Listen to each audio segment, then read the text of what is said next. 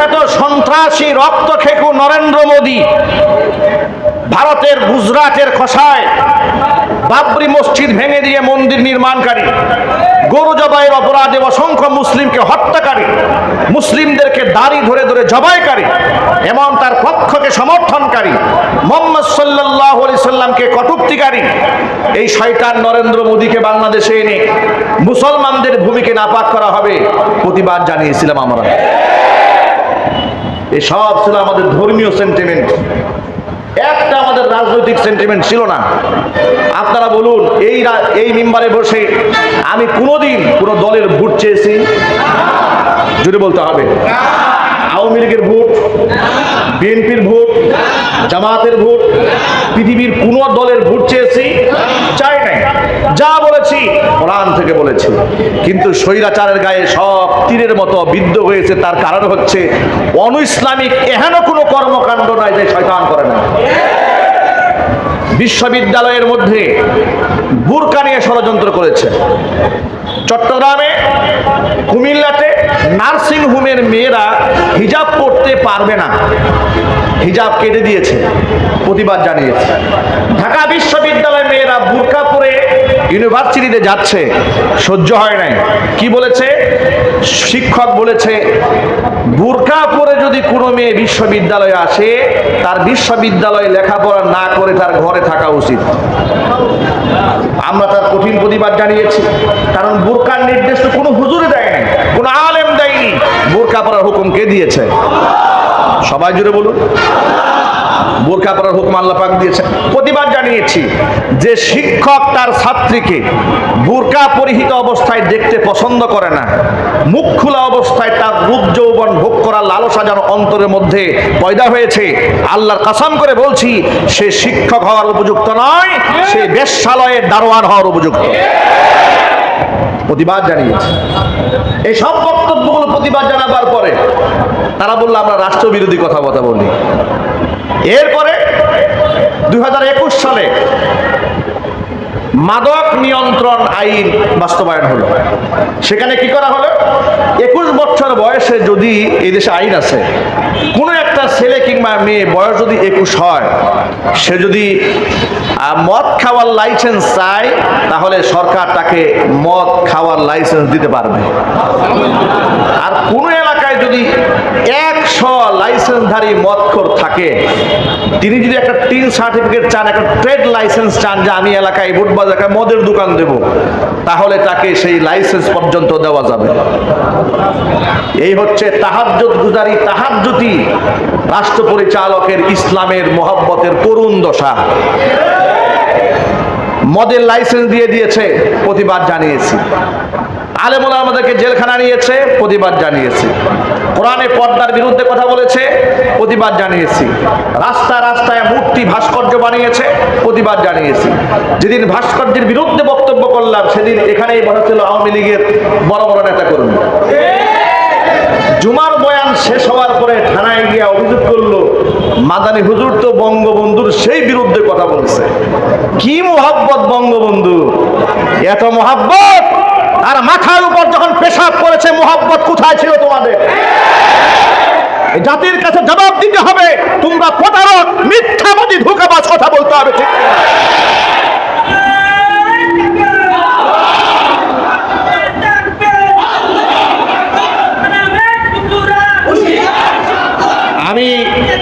আমি তাদের উপর কোনো বিদ্বেষ নিয়ে কথা বলি নাই। কথা বলেছিলাম কোরআন শরীফের আয়াত থেকে যে আল্লাহ পাক 4টা জিনিসকে নাপাক বলছেন। কয়টা জিনিস? সবাই বলে। আল্লাহ পাক 4টি জিনিসকে নাপাক বলেছেন। আল্লাহ রাব্বুল আলামিন বলেছেন, ইয়া আইয়ুহাল্লাযীনা আমানু ইন্নামাল খামরু ওয়াল মাইসিরু ওয়াল আনসাবু والأجسام رجس من عمل الشيطان فاجتنبوه لعلكم تفلحون। আল্লাহ পাক বলেন, ও ঈমানদারেরা, ইন্নামাল খামরু ওয়াল মাইসিরু ওয়াল আনসাবু ওয়াল আজলাম, চারটি জিনিস হচ্ছে শয়তানের নাপাক কর্মকাণ্ড। কয়টি জিনিস? সবাই চারটা আঙুল উঁচা করেন। কয়টি জিনিস? আমি বলেছি। কে বলেছেন? সবাই বলুন, কে বলেছেন? আমি বলিনি, আল্লাহ রাব্বুল আলামিন বলেছেন চারটি জিনিস হচ্ছে শয়তানের নাপাক কর্মকাণ্ড। ইন্নামাল খামরু, এক নাম্বার হচ্ছে মদ, ওয়াল মাইসির, দুই নাম্বার হচ্ছে জুয়া, তিন নাম্বার হচ্ছে ওয়াল আনসাব, মূর্তি, চার নাম্বার হচ্ছে ওয়াল আজলাম, ভাগ্য নির্ধারণকারী তীর। এসব হচ্ছে রিজিসুম মিন আমালিশ শাইতান, এসব হচ্ছে শয়তানের নাপাক কর্মকাণ্ড। ফাজতানিবুহু, এগুলো তোমরা পরিহার করো, লাআল্লাকুম তুফলিহুন, তাহলে তোমরা সফল কাম হতে পারবে। আমার ভাইরা, তাহলে মূর্তি নাপাক, এটা কি আলেমরা বলেছেন, আল্লাহ বলেছেন? তাহলে রাস্তায় রাস্তায় ভাস্কর্যের নামে মূর্তি যখন বানানো হয়েছিল, কোরআন শরীফের এই আয়াত দিয়ে বলেছিলাম একজন মৃত ব্যক্তির জন্য দোয়া করেন ফায়দা হবে, মসজিদ বানানো ফায়দা হবে, এতিমখানা করেন ফায়দা হবে, কোরআন তেলাওয়াত করে ইসালে সওয়াবের ব্যবস্থা করেন ফায়দা হবে। কিন্তু স্মরণীয় রাখার জন্য রাস্তায় রাস্তায় মূর্তি বানাবেন না, এটা মুসলমানদের কাজ নয়। আল্লাহর নবী দু জাহানের বাদশা ইমামুল মুরসালিন রাহমাতুল লিল আলামিন খাতামুল আম্বিয়া নবিয়ুনা মুহাম্মদুর রাসূলুল্লাহ সাল্লাল্লাহু আলাইহি সাল্লাম বলেছেন, ইন্নামা আনা বুইসতু লিকাসরিল আসনাম, পৃথিবীতে মূর্তি রাখার জন্য আল্লাহ আমাকে পাঠাননি, পৃথিবীর মধ্যে মূর্তিগুলাকে ভেঙে দিয়া আল্লাহর একাত্মবাদ প্রতিষ্ঠার জন্য আল্লাহ পাক জমিনের মধ্যে আমাকে প্রেরণ করেছে। আল্লাহু আকবার। আপনারা বলেন ইব্রাহিম আলাইহিস সালাতু ওয়াস সালাম আমাদের কি হন? সবাই বলেন না কি হন? তিনি আমাদের কি পিতা? আরো জোরে বলেন। এই কথাটা বলতে মুসলমান ভয় পাইত। বিগত 16 বছরে নবী ইব্রাহিম আলাইহিস সালাতু ওয়াস সালামকে জাতির পিতা বলতে মুসলমানরা ভয় পেত। এমনকি অনেক মাহফিল মঞ্চে জাতির পিতা ইব্রাহিম আলাইহিস সালাতু ওয়াস সালাম বলা হয়েছে, কিন্তু তাদের মাইন্ডে লেগেছে, তারা খুব কষ্ট পেয়েছে। বাস্তবতা আছে না নাই? আমার প্রিয় ভাইরা, ইব্রাহিম আলাইহিস সালাতু ওয়াস সালাম মূর্তি ভেঙে দিয়েছিলেন। কোরআন বলে দিয়েছি, মিল্লাতা বিকুম ইব্রাহিম হুয়া সাম্মাকুমুল মুসলিমিন, তোমরা তোমাদের জাতির পিতা ইব্রাহিম আলাইহিস সালাতু ওয়াস সালামের ধর্মের অনুসরণ করো, তার আনুগত্য করো। এর মানে তুমি যখন বিশ্বাস করবে আমি আল্লাহ ছাড়া কোনো মাবুদ নাই, ইলাহা নাই, আইনদাতা নাই, বিধানদাতা নাই, রব নাই, সৃষ্টিকর্তা নাই, আমি আল্লাহ ছাড়া কোনো রাজ্জাক নাই, কোনো খালেক নাই, কোনো মালিক নাই, হায়াত দানকারী কেউ নাই, জীবন দানকারী কেউ নাই, মৃত্যু দানকারী কেউ নাই। যখন তুমি বিশ্বাস করে নিয়েছো পৃথিবীর কোনো পীর, পৃথিবীর কোনো দুর্গা, পৃথিবীর কোনো দরগা, পৃথিবীর কোনো ভাস্কর্যের সামনে সম্মানে তোমার মাথা নত হবে না, সম্মানে মাথা নত হবে একমাত্র কার সামনে? আমার প্রিয় বন্ধুগণ, ইব্রাহিম আলাইহিস সালাতু ওয়াস সালাম মূর্তি ভেঙে গুড়িয়ে দিয়েছিলেন। তিনি বাপ দাদা আত্মীয় স্বজনকে শিক্ষা দিতে চেয়েছিলেন মূর্তির কোনো ক্ষমতা নেই, সমস্ত ক্ষমতার মালিককে। এই শিক্ষা নবী ইব্রাহিম দিলেন। তাহলে তুমি সেই নবী ইব্রাহিমের আদর্শিক সন্তান বলে মুসলমান হিসেবে নিজের দাবি করার পরেও তুমি কিভাবে মূর্তি নির্মাণ করো? জবাব দাও, কথা বলে ঠিক কিনা? আমরা প্রতিবাদ জানাবার পরে তারা টেলিভিশন টক শোতে কি বলেছিল শোনেন। তারা বলল যে হুজুররা ভাস্কর্যের বিরুদ্ধে কথা বলে, অথচ তুরস্কে মূর্তি আছে, ভাস্কর্য আছে, ইরানে মূর্তি আছে, লেবাননে মূর্তি আছে, সৌদি আরবে এই ভাস্কর্য আছে, সেই ভাস্কর্য আছে, নানান যুক্তি।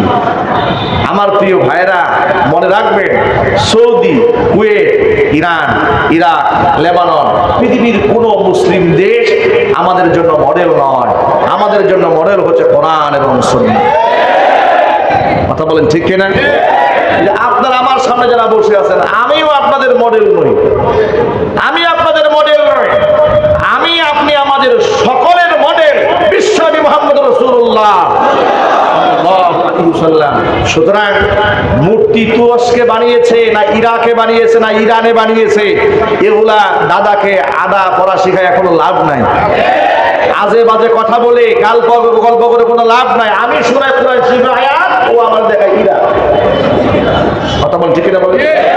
আমি দেখাই নবীর হাদিস, ও আমার দেখায় সৌদি আরব। আচ্ছা, ইরান কিংবা কুয়েত কিংবা তুরস্কের ভাস্কর্য খুব মজা লাগছে। সৌদি আরবে খুরমা খুব মজা লাগে, কিন্তু সৌদি আরব যে পর্দার ব্যাপারে খুব কঠোরতা আছে, এটা মজা লাগে না? সৌদি আরবে যে চুরি করলে হাত কেটে দেয়, ওটা মজা লাগে না? সৌদি করলে হত্যার বিনিময়ে যে হত্যা হয়, এটা মজা লাগে না? জিনা করলে, ধর্ষণ করলে কল্লা উড়াই দেওয়া হয়, এটা মজা লাগে না? এর মানে হচ্ছে তারা আসলে সৌদিকে মডেল মানে না। ওরা সৌদি শাসক কিংবা পৃথিবীর কোন মুসলিম দেশের মুসলিম শাসক যদি অনিসলামিক কোনো কর্মকাণ্ডকে করেই ফেলে, শয়তানের ওয়াসওয়াসায় পড়ে ওইটাকে হাইলাইট করে নিজেদের অপকর্ম ধামাচাপা দেওয়ার চেষ্টা করে। এইভাবেই সমস্ত মিডিয়া, সমস্ত সাংবাদিক, সমস্ত পত্র পত্রিকাগুলোকে তারা জিম্মি বানিয়ে ফেলে দিয়েছিল। মিডিয়াতে আলেম ওলামাদের প্রশংসা করতে দেওয়া হয় নাই, এমনকি আলেমদের বক্তব্য স্বাধীনভাবে প্রচারও করতে দেওয়া হয় নাই। কথা বলেন ঠিক কিনা বলেন? আমি এবার যে কথাটি বলতে চাই সেটা হলো, আপনার জন্য, আমার জন্য, গোটা দেশের মানুষের জন্য আদর্শ মডেল আমিও নই, পৃথিবীর কোনো আলেম নয়, কোনো দরবেশও নয়। মডেল তাহলে কারা? কোরআন বলে দিয়েছি, লাকাদ কানা লাকুম ফি রাসূলিল্লাহি উসওয়াতুন হাসানাতুল লিমান কানা ইয়ারজুল্লাহা ওয়াল ইয়াউমাল আখির ওয়া যাকারাল্লাহা কাসীরা। আল্লাহ পাক বলেন, আমার রাসূলের মধ্যে তোমাদের জন্য রয়েছে উত্তম আদর্শ, তবে সকলেই সে আদর্শ গ্রহণ করবে না। লিমান কানা ইয়ারজুল্লাহা ওয়াল ইয়াউমাল আখির, যারা আখিরাতের দিনে প্রাপ্তির আশা করে, যারা আল্লাহ পাকের রহমত আশা করে, একমাত্র তারাই মুহাম্মদুর রাসূলুল্লাহ সাল্লাল্লাহু আলাইহি ওয়াসাল্লামের জীবন থেকে আদর্শ খুঁজে পাবে। আমি আমার সকল ভাইদেরকে বলি, সুতরাং ইরাক, কুয়েত কিংবা লেবানন কিংবা Dubai, France, Britain, Canada, Germany মুসলমানদের জন্য আদর্শ নয়। মুসলমানদের জন্য আদর্শের নমুনা হচ্ছে কোরআন এবং আল্লাহ নবী সাল্লাল্লাহু আলাইহি সাল্লামের রেখে যাওয়া আদর্শ। ঠিক কিনা বলেন? এই কথাগুলো আমরা কোরআন এবং সুন্নাহ দিয়েই বলেছি। বলার পরে তারা বলেছে, এই তো হুজুর আমাদের বঙ্গবন্ধু বিরোধী, হুজুর আমাদের ভাস্কর্য বিরোধী। ওনাদের কত পীড়িত ভাস্কর্যের জন্য, কত মোহাব্বত ভাস্কর্যের জন্য, পা চাটতে চাটতে লেহন করতে করতে এক একজনে জিহ্বাকে পাতলা বানিয়ে ফেলে দিয়েছিল। এখন তোমরা সেই মূর্তিগুলো রক্ষা করতে পারলে না কেন? মামুনুল হক তো বলেছিলেন, যদি আমাদের সময় আসে আমরা আমাদের বাবার মূর্তি হলেও ভেঙে ফেলে দেব। আমি এই দেশের 5ই আগস্টে বিপ্লবী সাধারণ ছাত্র জনতাকে হৃদয়ের গভীর থেকে শ্রদ্ধা নিবেদন করি। আমি খুব অবাক হয়েছি যে খেলাফত প্রতিষ্ঠা হওয়ার আগেই মূর্তি ভাঙা শেষ। সুবহানাল্লাহ বলবেন না? আমি তো মনে করি এই দেশের আলেম সমাজ এই দিক থেকে সাকসেস, সফল। তারা এই দেশের মুসলমানদের কলিজার মধ্যে এই মেসেজ ঢুকাতে সক্ষম হয়েছে, মূর্তির সাথে মুসলমানের কোনো সম্পর্ক থাকতে পারে না।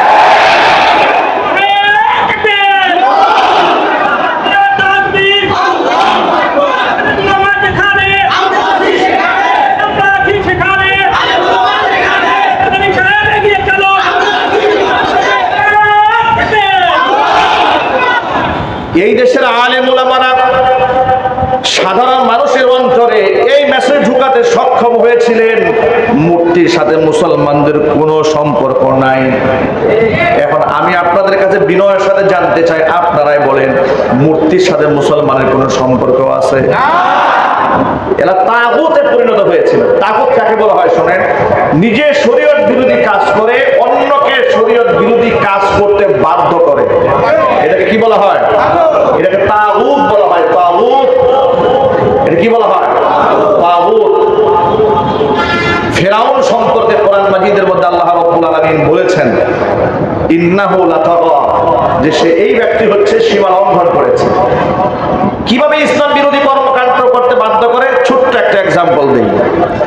বাংলাদেশের সমস্ত স্কুল, কলেজ, বিশ্ববিদ্যালয় থেকে শুরু করে আলিয়া মাদ্রাসা পর্যন্ত প্রত্যেক অফিসে, সরকারি অফিসে মাথার উপরে ছবি টাঙায় রাখা বাধ্যতামূলক করা হয়েছে। এই কথা কি সত্য না মিথ্যা? আপনারা এক বাক্যে জবাব দেন। মুসলমান যারা, এটা জানেন আপনারা, ভালো করে শোনেন। মুসলমানদের ছবি টাঙায় রাখা, প্রয়োজনের ছবি তোলা, আর হচ্ছে ছবি টানায়া পিন করে ঝুলায় রাখা, এটা কি এক জিনিস? ছবিকে সম্মান করা হালাল না হারাম? জিল্লায় বলেন। প্রথমত বিনা কারণে ছবি তোলা হারাম, দ্বিতীয়ত ছবি ঝুলানো হারাম, তৃতীয়ত ছবিকে সম্মান করা হারাম, আর 4 নম্বর হচ্ছে এটাকে আবার বাধ্য করা, এটা হচ্ছে 5ম নম্বর হারাম। এর মানে হচ্ছে ডাবলের উপর ডাবল। এরা হচ্ছে একেবারে ফার্স্ট ক্লাস মানের কুফরি এ রাষ্ট্রে জবরদস্তি করে চালিয়ে দিয়েছে। আলেমরা মুখ খুলতে পারে না। জন্ম দিবস, মৃত্যু দিবস, শোক দিবসের নামে কি নাটকটা করেছে মাসের শুরু থেকে শেষ পর্যন্ত, যেখানে কোরআন বলে দিয়েছে আপনার যদি বাবাও মরে, আপনার যদি ছেলেও মরে, আপনার যদি ভাইও মরে, আপনি শোক পালন করবেন 40 দিন সর্বোচ্চ। আপনার স্ত্রী, আপনি স্বামী মারা গেছেন, সর্বোচ্চ 4 মাস পর্যন্ত সে শোক পালন করবে। এরপরে শোকের পালন করার পুরো সিস্টেম ইসলামে নাই, আর এরা শোকের মাস বানায় রাখছে। কথা বলে না কেন? শোকের মাস কি শোক তাদের! মেট্রো রেলের জন্য কান্দে, ভণ্ডামি তো সীমা থাকা দরকার। মেট্রো রেলের জন্য কান্দে, চোখের পানি মুছে, কিন্তু শত শত মায়ের মুখ খালি হয়েছে, একটু কান্না আসে নাই।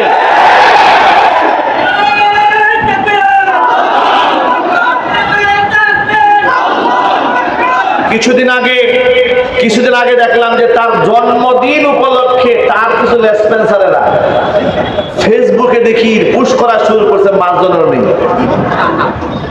আমি তোমাদেরকে বার্তা দেই, যারা জন্মদিবস পালন করো ভালো করে শুনে রেখো, তোমাদের প্রতি আমাদের রাগ গুসা নাই, কিন্তু কথা বোঝার চেষ্টা করো। তোমরা শিশু, তোমরা বাচ্চা, তোমরা হাসিনারে চিনো নাই, তোমরা শেখ হাসিনাকে চিনো নাই বিদায় এখনো পর্যন্ত তার জন্য শুভেচ্ছা জ্ঞাপন করো। তোমরা শিশু, বাচ্চা, দুধের বাচ্চা। এই শেখ হাসিনা হচ্ছে সেই শেখ হাসিনা পিতৃ পরিচয়ে পিতৃ হত্যার প্রতিশোধ গ্রহণ করার জন্য সে এমন পাগল হয়েছিল, বাবাকে হত্যা করেছে, এমন ব্যক্তিকে নিজের পা দিয়া চাপ দিয়ে ধরে নিজ হাতে জবাই করে খুন করেছে। এমন নৃশংসভাবে মানুষ হত্যা করতে পারেছে, মানুষ হতে পারে? আয়না ঘর আবিষ্কার করেছে। আপনি চিন্তা করতে পারেন, ইলিয়াস আলী সেই ছিলেছে, তার স্ত্রীর সাথে মোয়ানাকা করে হাসিনা নিজেও কান্দে, অথচ এই ইলিয়াস আলীকে হাসিনার ওয়ার্ডারে খুন করা হয়েছে। নাটক এবং সিনেমা অভিনয়ের তো সীমা থাকা উচিত। আমি তো মনে করি গোটা দুনিয়ার মধ্যে সিনেমার সবচেয়ে বড় অভিনেত্রী হিসেবে অস্কারের সবচেয়ে বড় পুরস্কার হাসিনার পাওয়া উচিত। নিজ হাতে মানুষ খুন করে আবার তার পরিবারের সাথে কুশলাদি কেমনি বিনিময় করে, আর এমন ব্যক্তির জন্য তুমি শুভেচ্ছা জ্ঞাপন করো। তুমি শুভেচ্ছা এই ব্যক্তির জ্ঞাপন যদি তুমি করো, তাহলে তুমি প্রকারান্তরে মেনেই নিয়েছো হাসিনা যখন খুন করেছে তুমি তা সমর্থন করেছো। তুমি খুনির সমর্থক। কথা বলতে হবে মুসলমান, ঠিক কিনা? আমি কোনাবাড়ি কলেজ ময়দানে আমি আমার বয়ানের মধ্যে বলেছি, শেখ হাসিনা এবং তার লেসপন্সারেরা এই বাংলাদেশে ক্ষমতায় টিকে থাকার জন্য যে পরিমাণ পাপ করেছে, অন্যায় করেছে, তার যদি সঠিক বিচার পৃথিবীর সমস্ত বিচারকরা মিলেও করে, আর ন্যায্য বিচারও যদি করে, আর ন্যায্য বিচারের সবচেয়ে কঠিন বিচার মানুষের কাছে মৃত্যুদণ্ড। কিন্তু আমি বলি, আমার কথা শোনেন, সবচেয়ে কঠিন সিদ্ধান্ত মৃত্যুদণ্ড হাসিনার জন্য যদি 1012 হয়, হাসিনা যে পাপ করেছে তার প্রায়শ্চিত্ত হবে না। কারণ একজন মানুষকে খুন করলে একটা ফাঁসি হয়, যে লোকটা 1000 মানুষ খুন করেছে, মানুষকে আয়না ঘরে রেখে মানুষকে কঙ্কাল বানিয়ে ছেড়ে দিয়েছে, মানুষ বুক থেকে ঝালটা করে দিয়েছে, জীবন্ত মানুষের উপরে মানুষকে হত্যা করে তার উপর লাশের উপর মিছিল করেছে, এত বড় অন্যায় যে করেছে, পৃথিবীর কোন শাস্তি দিয়ে তার প্রায়শ্চিত্ত দেওয়া যাবে না, তার একমাত্র শাস্তি জাহান্নাম। সুতরাং ওই অভিশপ্ত মহিলা এই দেশ থেকে পালিয়েছে, তার লেসপন্সারদেরকে বলবো, এই অভিশপ্ত নারীর নাম এই মুখে তোমরা আনবে না। তার বিচার এই বাংলার মাটিতে হবে ইনশাআল্লাহ। ওরা বলেছে যে চট করে চলে আসবে, আমরা বলি আসেন, আসেন। 18 কোটি মানুষ আপনাকে চট করে মাথায় তুলে নিয়ে ফট করে জাহান্নামে ছেড়ে দিয়ে প্রস্তুত হয়ে আছে।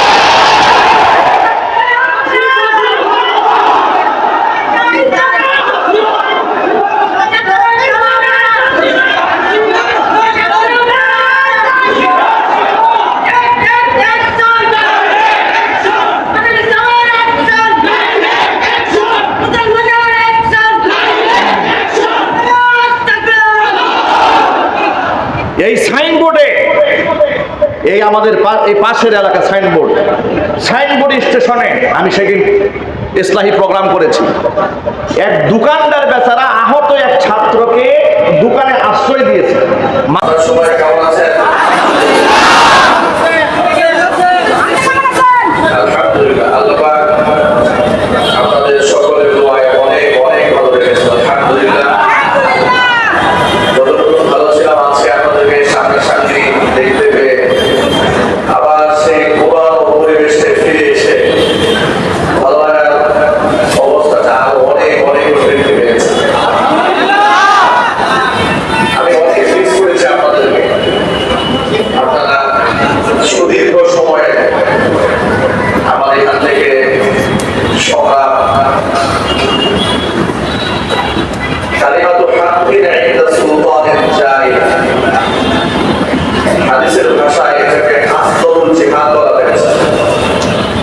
যেহেতু আমাদের বাংলাদেশের প্রেক্ষাপটে অস্ত্র নিয়ে জিহাদ করা প্রেক্ষাপট তৈরি হয়নি, এই জন্য অস্ত্রের মাধ্যমে জিহাদ করতে না পারলেও নবী করিম সাল্লাল্লাহু আলাইহি ওয়াসাল্লামের ভাষায় কালিমাতু হাক্কিন ইনদা সুলতানিল জাহিল, জালেম শাসকের সামনে হক কথা উচ্চারণ করা হচ্ছে শ্রেষ্ঠতম জিহাদ। যে জিহাদে আপনাদেরকে সাথে নিয়ে আমরা অবতীর্ণ হয়েছিলাম এবং সুদীর্ঘ পথ আমাদেরকে এখান থেকে পাড়ি দিতে হয়েছে। জেল জরিমানা, হুমকি, ধামকি, ষড়যন্ত্র, দেশ থেকে তাড়িয়ে দেওয়া, এলাকা থেকে বিতাড়িত করা, এখনো কোনো হুমকি নাই যা আমাদেরকে দেওয়া হয় না। যত প্রকার মানসিক কষ্ট দেওয়া দরকার, চাপ দেওয়া দরকার, সব তারা দিয়েছেন। অতিলকাল আইয়ামু নুদাবিলুহা বাইনান নাস, আল্লাহ পাক বলেন এই দিন হচ্ছে পরিবর্তনশীল, যা মানুষের জন্য আমি পরিবর্তন করে দিই। দিন সবসময় একরকম থাকে না, দিন পরিবর্তন হয়, চেঞ্জ হয়। তারা আমাদেরকে হত্যা মামলার আসামি করতে চেয়েছিল। আপনারা শুনে অবাক হবেন, আপনাদেরকে এই কথাগুলো আমি বলার মতো সুযোগ আমাদেরকে দেওয়া হয়নি। আমি এত বছর এখানে জুমার খুতবা দিলাম, আমাকে অন্তত একটা জুমা বিদায় নেওয়ার জন্য তারা আমাকে সুযোগ দেয়নি। আমি সুযোগ চেয়েছিলাম অন্তত পক্ষে একটা জুমা আমাকে দেওয়া হোক। আমি যেহেতু থাকলে আপনাদের প্রবলেম, একটা জুমা আমি বিদায় নিয়ে যাই কেন্দ্রীয় মসজিদ থেকে। তারা প্রশাসন দিয়ে এমন ভাবে প্রেসার ক্রিয়েট করেছে, তারা বলেছে আমি মসজিদে ঢুকলে এখানে কারবালা হয়ে যাবে। আমি এখানে কোনো রক্তক্ষয়ী সংঘর্ষ চাই নাই, যার দরুন আমি নিরাপদ স্থানে পৌঁছেছি এবং আমার মসজিদকে আমি কলুষিত করতে চাই না। কারণ এই মসজিদকে আমরা অনেক অনেক ভালোবাসি। এই মসজিদের ইতিহাস আছে, এই মসজিদের ঐতিহ্য আছে। বোটবাজার কেন্দ্রীয় জামে মসজিদ সারা বিশ্বের মানুষ এক নামে চিনে। এখন মুসলিম, বাংলাদেশি, বাংলা ভাষী যারা আছে, বোটবাজার কেন্দ্রীয় জামে মসজিদ অনলাইনে এত বেশি আলোচনা এই মসজিদের মিম্বার থেকে গোটা বিশ্বময় আলোচিত হয়েছে। অনেক মানুষ বোটবাজার কেন্দ্রীয় জামে মসজিদকে চিনে। আমরা চাই না এখানে কোনো রক্তক্ষয়ী সংঘর্ষ হোক। তারা আমাদেরকে মার্ডার কেসের আসামি বানাতে চেয়েছে। আমাকে হুমকি দেওয়া হয়েছে যদি আপনি এখান থেকে না যান তাহলে হত্যা মামলার আসামি বানানো হবে। আমি যে নিলয়ের বাসায় ভাড়া থাকতাম,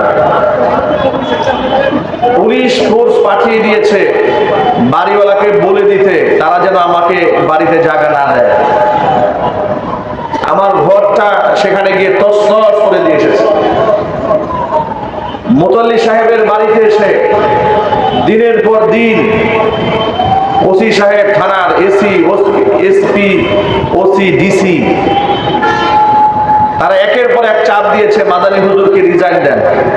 মোতাল্লি জীবনের শেষ মুহূর্ত পর্যন্ত আমার পক্ষে সংগ্রাম করে বলেছেন যে কোন অপরাধে আমার খতিব সাহেবকে আমি রিজাইন দেব। তিনি খুব জেদি মানুষ ছিলেন।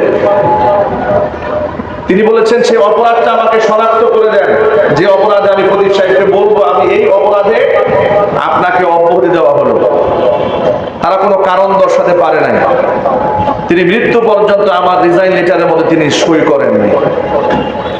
এভাবেই দুনিয়া থেকে তিনি বিদায় হয়েছেন। তাকে এমনও কথা বলা হয়েছে তার সন্তানরা আমার সামনে যে মাদানী হুজুরকে যদি আপনি মসজিদ থেকে রিজাইন না দেন আপনার সন্তানদের বিরুদ্ধে মামলা করা হবে। যেহেতু তিনি বয়স্ক ছিলেন তার বিরুদ্ধে মামলা না করে সন্তানদেরকে জেলখানায় নিয়ে যাবে এমন হুমকি দিয়েছে। মোতাল্লি সাহেব বলেছিলেন যে আমার সন্তানদেরকে জেলখানা নিয়ে যাবেন এই হুমকি দিচ্ছেন। আমি যদি একজন আলেমকে অপমান করি, বিনা কারণে একজন আলেমকে আমার মসজিদ থেকে আমি রিজাইন দিয়ে দেই, তাহলে এর থেকেও তো বড় শাস্তি আমার উপর আসতে পারে। তিনি রিজাইন করতে সাইন করেন। থানা থেকে রিজাইন লেটার নিয়ে মোতাল্লি সাহেবের বাড়িতে পুলিশ দিনের পর দিন বসে থেকেছে। পুলিশ যখন বসে থাকতো মোতাল্লি সাহেব আমাকে ফোন দিতেন, হুজুর আমার গেটের সামনে বসে আছে, আমি কি করব? এইরকম ভাবে আমাদেরকে এখানে প্রেসার ক্রিয়েট করেছে। আপনারা বলেন আমাদের অপরাধটা কি ছিল? আপনারাই বলেন, আমরা কি আল্লাহর ঘরের এই মসজিদের আমানত কি আমরা নষ্ট করেছিলাম? আমরা কোন রাষ্ট্রদ্রোহিতা করেছিলাম? দেশদ্রোহিতা করেছিলাম? খুন খারাপি করেছিলাম? মানুষ মারামারি করেছিলাম? কিংবা প্রতিষ্ঠানের কোনো ক্ষয়ক্ষতি করেছিলাম? আমাদেরকে তারা সহ্য করতে পারত না, কোনোভাবেই সহ্য করতে পারত না। আমি তৎকালীন যুগের পুলিশ কমিশনার সাহেবের সাথে সাক্ষাৎ করেছিলাম। তিনি বলেছিলেন যে হুজুর এই পরিস্থিতিতে একটা জ্বলন্ত অঙ্গারের মধ্যে তো আমি আপনাকে ছেড়ে দিতে পারি না, তবে দেশ স্বাভাবিক যদি হয় ইনশাল্লাহ আপনি ফিরে আসবেন। আল্লাহর রহমতে আল্লাহ রাব্বুল আলামিন সেই জালেম স্বৈরা শাসকের পতন ঘটিয়েছে, দিন আল্লাহ পাক বদলে দিয়েছেন। এখান থেকে শিক্ষা গ্রহণ করা উচিত। আলেমদের সাথে গুতাগুতি করে, আলেমদের সাথে যুদ্ধ করে, আলেমদেরকে শত্রু বানিয়ে, আর যাই হোক কিছুদিন হয়তো ক্ষমতায় থাকা যাবে কিন্তু সম্মান নিয়ে দুনিয়া থেকে বিদায় হওয়া যাবে না, এটা কনফার্ম। আলেমদের সাথে বিয়াদবি করে, মসজিদের মিম্বারের আমানতকে নষ্ট করে দিয়ে, আর যাই হোক না কেন জোরপূর্বক কিছুদিন ক্ষমতায় টিকে থাকা যাবে, এটা সম্ভব, কিন্তু সম্মান নিয়ে বিদায় হওয়া সম্ভব না। তারা আমাদেরকে মসজিদের মিম্বার থেকে শেষ বিদায়টা নেওয়ার সুযোগ দেয় নাই। তাদেরও প্রায়শ্চিত্ত ভোগ করতে হয়েছে। স্বৈরাচারী শেখ হাসিনা চেয়েছিল একটা বিদায়ী ভাষণ দেওয়ার জন্য। কথা বলেন ঠিক না? 1 ঘন্টা সময় চেয়েছিল যে আমি একটা বিদায়ী ভাষণ দেই। সেনাবাহিনী বলেছে আপনার হাতে সময় আছে মাত্র আধা ঘন্টা, এর মধ্যে যদি আপনি এলাকা না ছাড়েন আপনার অস্তিত্ব কোথায় যাবে আমি কিন্তু বলতে পারবো না। উনি বিদায় ভাষণ দেবে দূরের কথা, শুনতে পেলাম দুপুরে খাবার খাওয়ারও টাইম পাই না। বিদায় ছাড়া চোরের মতো দেশ থেকে পালিয়ে যেতে বাধ্য হয়েছে। কারণ তারা এই দেশের অসংখ্য আলেমদেরকে মিথ্যা মামলায় জেল খাটিয়েছে। অসংখ্য আলেমদেরকে তারা ফাঁসির আসামি বানিয়েছে। বিনা নোটিশে তাড়িয়ে দিয়েছে। অসংখ্য আলেম ওলামাদেরকে বছরের পর বছর কারারুদ্ধ রেখেছে। মুফতি জসিমউদ্দিন রহমানী হাফিজাহুল্লাহ আমার উস্তাদ 11 বছর বিনা অপরাধে তাকে কারারুদ্ধ রেখেছে। জুনায়েদ বাবুনগরী রহমাতুল্লাহ আলাইহির মতো একটা রত্ন, ইরাক টুকরা মুরব্বী আলেম, বয়স্ক আলেম, হিয়া হুইল চেয়ার ছাড়া চলতে চলতে পারেন না এমন ব্যক্তিকে রিমান্ডে নিয়ে উল্টা করে ঝুলিয়ে পায়ের মধ্যে রড দিয়ে পিটিয়েছে।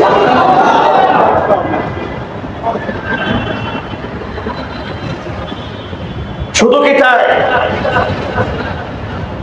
গোটা ওয়ার্ল্ডে বিশেষ করে উপমহাদেশের শ্রেষ্ঠতম দিনের দায়ী, ওয়ার্ল্ড ফেমাস ইসলামিক চিন্তাবিদ, আন্তর্জাতিক খ্যাতি সম্পন্ন মুফাসসির কোরআন শহীদ আল্লামা দেলওয়ার হোসেন সাঈদী রাহমাতুল্লাহি আলাইহি আল্লাহর একজন কিংবদন্তি ওলি ছিলেন, যিনি বিগত 30 বছর আগে এ দেশ সমাজ সম্পর্কে যা বলতেন আজকেও সেই বক্তব্য শুনলে মনে হয় এই বক্তব্য তিনি গতকাল দিয়েছেন।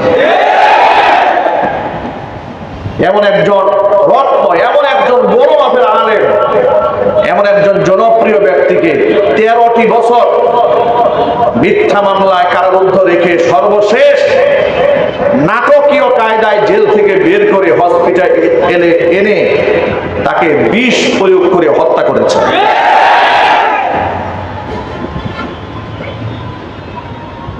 বছর খানেক আগে শহীদ আল্লামা দেলওয়ার হোসেন সাঈদী রাহমাতুল্লাহি আলাইহিকে যখন বিষ প্রয়োগে হত্যা করা হলো, তখন আমি ফেসবুকে স্ট্যাটাসে লিখেছিলাম যে স্বৈরাচারের পতন অত্যাসন্ন, খুব অনতিবিলম্বে এই জালেমের পতন ঘটবে।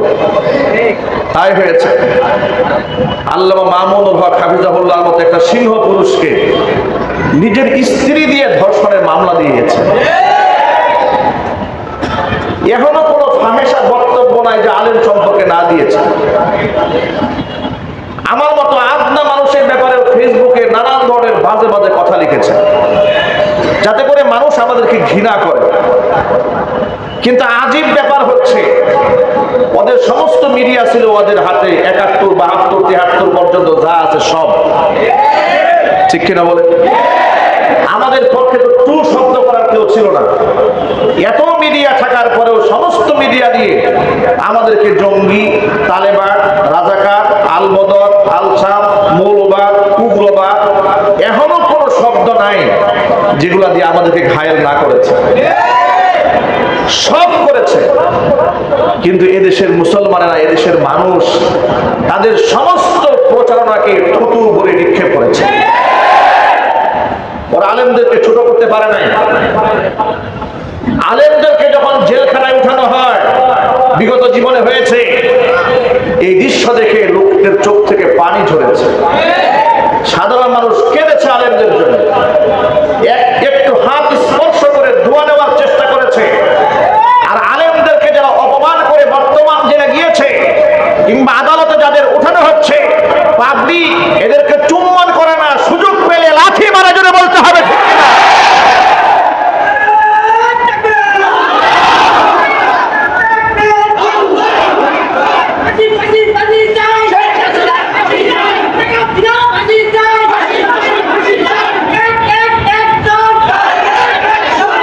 মনে রাখবেন, মনে রাখবেন, মসজিদের মিম্বার আওয়ামী লীগ, বিএনপি, জাতীয় পার্টি কিংবা জামাত ইসলাম কারো পৈতৃক সম্পদ নয়। মসজিদের মিম্বার সকলে, ঠিক কিনা বলেন? এই মসজিদের মিম্বার থেকে বিগত জীবনে জালেমদের বিরুদ্ধে যেভাবে আমরা গর্জে উঠেছি, ভবিষ্যতেও আমরা সেভাবেই গর্জে উঠবো ইনশাআল্লাহ। বলুন ইনশাআল্লাহ। আমি অবাক হয়ে যাই, এখনো পর্যন্ত স্বৈরাচারী হাসিনার জন্য যারা মায়া কান্দা কান্দে, ভালো করে শোনায় কথা। আচ্ছা, আপনাদের অত্যন্ত বিনয়ের সাথে প্রশ্ন করি, শেখ হাসিনা শত শত মানুষ খুন করেছে, সত্য না মিথ্যা? যারা মুখ বন্ধ রাখেন, সন্দেহ আছে আপনাদের? কিন্তু জোরে বলতে হবে, শেখ হাসিনা প্রত্যক্ষ কিংবা পরোক্ষ নির্দেশের মাধ্যমে এদেশের অসংখ্য ছাত্রদেরকে, অসংখ্য আলেমদেরকে, অসংখ্য সাধারণ মানুষকে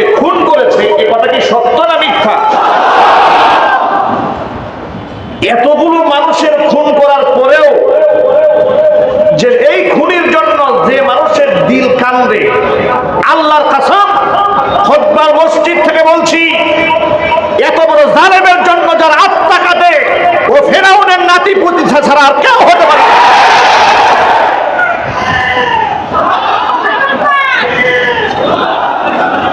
সুতরাং আমাদের কথা পরিষ্কার, রাজনৈতিক কোনো বিরোধ কারো সাথে আমাদের নাই, কিন্তু জালেমদের সাথে কোনো আপোষ নাই।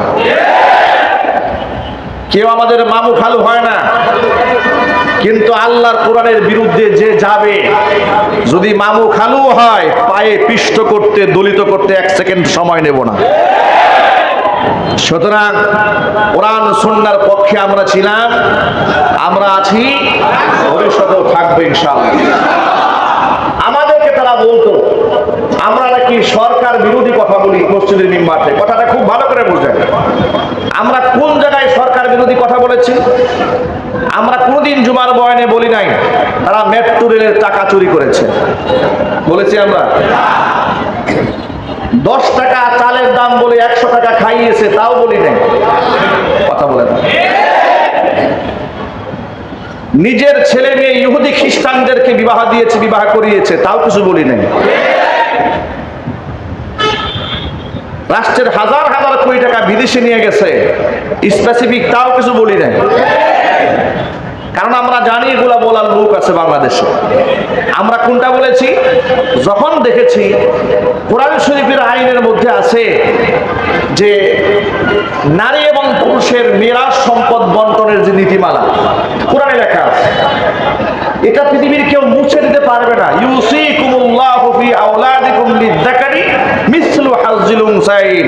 সূরা নিসার 11 নম্বর আয়াতে আল্লাহ বলেছেন যে আল্লাহ পাকের নির্দেশ হচ্ছে মিরাজ বন্টনের ক্ষেত্রে লিয-যাকারি মিসলু হাজ্জিল উনসায়াইন, 2 মেয়ে যা পাবে সমপরিমাণ একটা ছেলে পাবে। এই বিধানটা আল্লাহ পাকের। বিধানটা কার? আল্লাহ পাকের।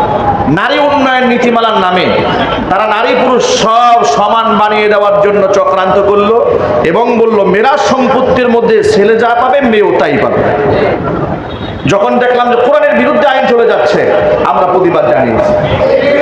যখন আমরা দেখেছি যে শিরকের সাথে মুসলমানদের কোনো সম্পর্ক নাই, সেই শিরকের প্রতি ধাবিতকারী, শিরকের উপাদান, এমনকি শিরকের উপকর্ম যা যা আছে সব কিছু যখন বাংলাদেশ স্টাবলিশ করার জন্য রাস্তায় রাস্তায় মূর্তি বানানো হচ্ছে, ইসলামের মেসেজ পৌঁছে দেওয়ার জন্য মূর্তি এবং ভাস্কর্যের বিরোধিতা করেছে।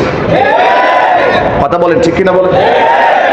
আলেম ওলামাদেরকে বিনা অপরাধে কারাগারে নিয়েছে, প্রতিবাদ জানিয়েছে। মামুনুল হককে নারায়ণগঞ্জের রিসোর্টে সস্ত্রীক অপমান করেছে, লাইভ করে প্রতিবাদ জানিয়েছে।